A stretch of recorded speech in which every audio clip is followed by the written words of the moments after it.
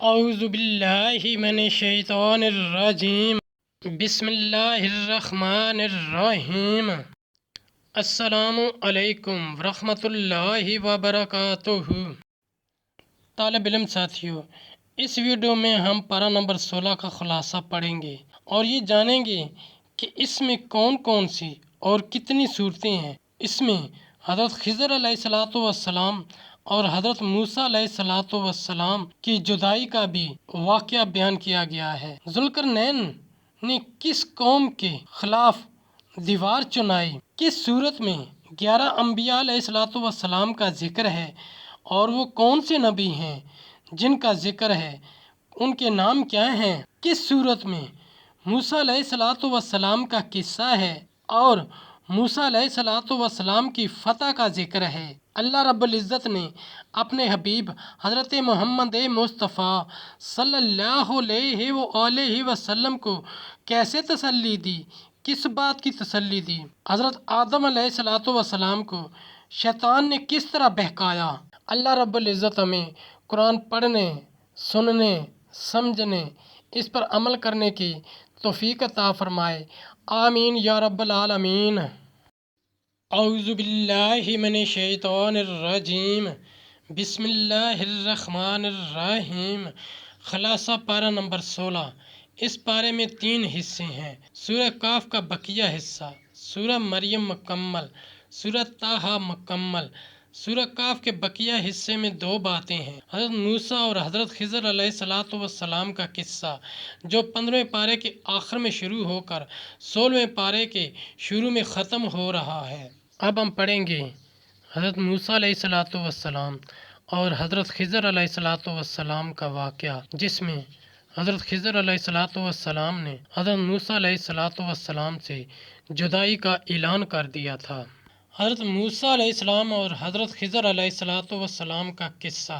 حضرت موسیٰ علیہ الصلوۃ والسلام کو جب اللہ کی طرف سے یہ اطلاع ہوئی کہ سمندر کے کنارے ایک ایسے صاحب رہتے ہیں جن کے پاس ایسا علم ہے جو آپ کے پاس نہیں، تو آپ ان کی تلاش میں چل پڑے۔ چلتے چلتے آپ سمندر کے کنارے پہنچ گئے۔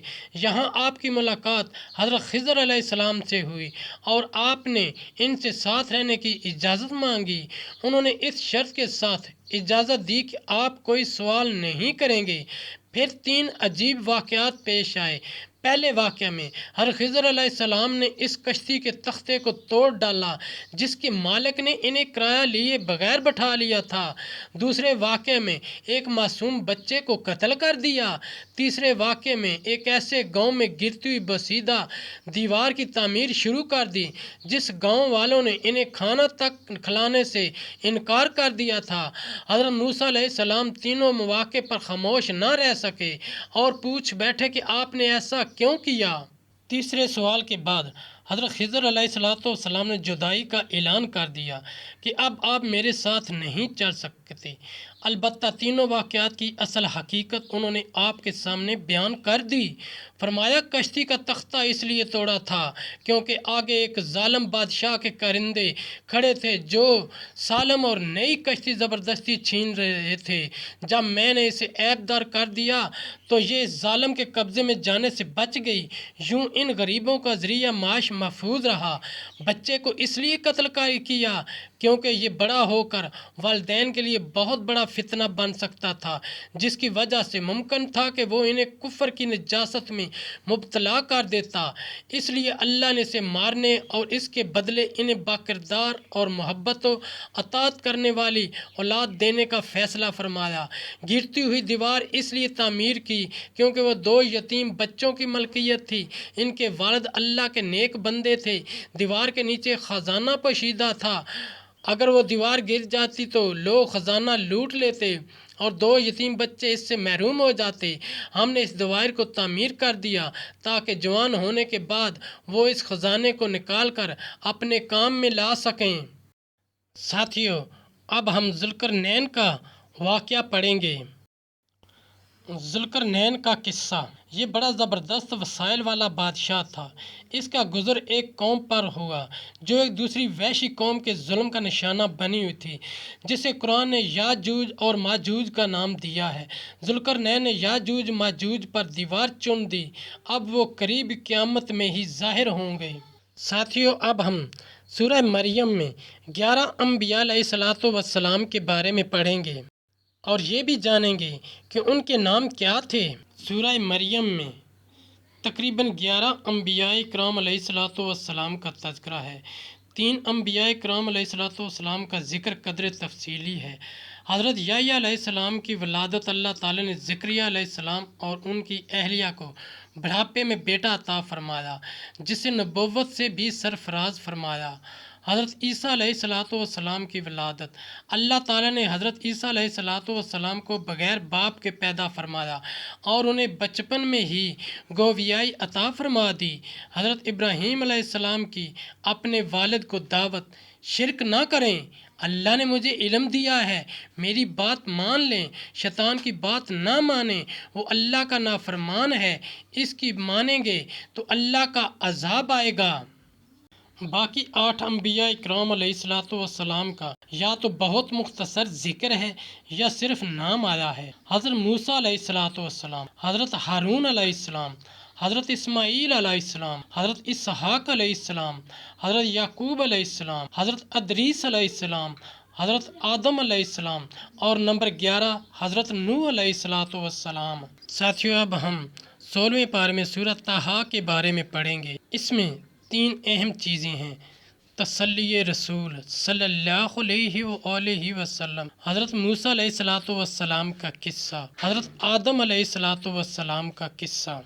سورہ طٰہٰ میں 3 باتیں ہیں: تسلی رسول صلی اللہ علیہ وآلہ وسلم، حضرت موسیٰ علیہ السلام کا قصہ، حضرت آدم علیہ السلام کا قصہ۔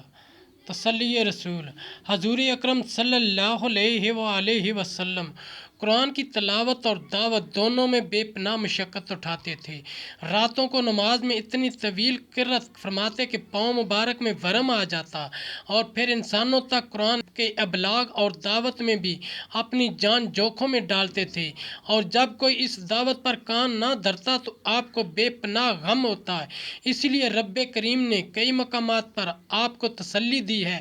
یہاں بھی یہی سمجھایا گیا ہے کہ آپ اپنے آپ کو زیادہ مشقت میں نہ ڈالیں۔ اس قرآن سے ہر کسی کا دل متاثر نہیں ہو سکتا، یہ تو صرف اس شخص کے لیے ہے جس کے دل میں اللہ کا خوف ہے۔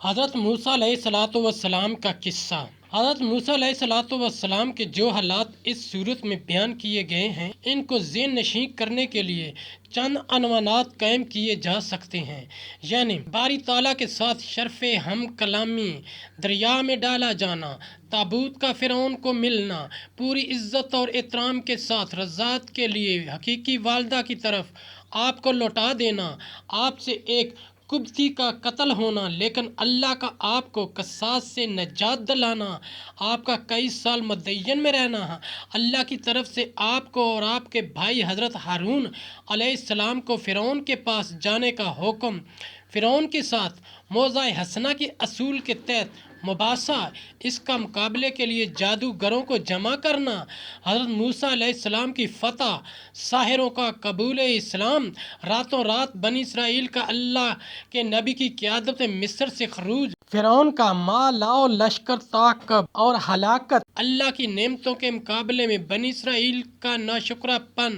سامری کا بچڑا بنانا اور اسرائیلیوں کی ضلالت، تورات لے کر حضرت موسیٰ علیہ السلام کی طور سے واپسی اور اپنے بھائی پر غصے کا اظہار، حضرت ہارون علیہ السلام کا وضاحت کرنا، حضرت آدم علیہ السلام کا قصہ۔ اللہ تعالیٰ نے حضرت آدم علیہ السلام کو پیدا فرما کر مسجود ملائکہ بنایا، سب فرشتوں نے سجدہ کیا مگر شیطان نے سجدہ کرنے سے انکار کر دیا۔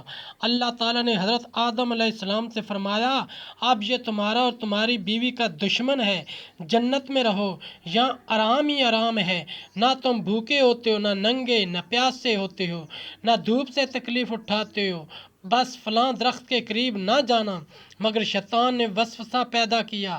حضرت آدم و حوا علیہ السلام نے شجر ممنوع میں سے کچھ کھا لیا، اللہ نے انہیں جنت میں سے نکال دیا۔